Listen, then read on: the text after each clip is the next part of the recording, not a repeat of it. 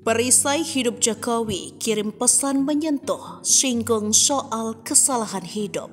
Ajudan Presiden Joko Widodo atau Jokowi, Kompol Syarif mengunggah pesan menyentuh untuk sang presiden. Pesan tersebut berkaitan dengan Hari Pancasila yang baru saja dirayakan pada 1 Juni lalu. Pada unggahan pribadi tersebut, Kompol Syarif menyinggung soal kesalahan. Seperti apa unggahannya? Kompol Syarif diketahui merupakan ajudan Presiden Joko Widodo. Dikutip dari Wikipedia, ia bertugas melaksanakan pengamanan secara fisik terhadap keselamatan Presiden, Wakil Presiden Indonesia beserta keluarga utama. Anggota ajudan Presiden Indonesia dipilih dari anggota Kepolisian Negara Republik Indonesia maupun dari anggota Tentara Nasional Indonesia.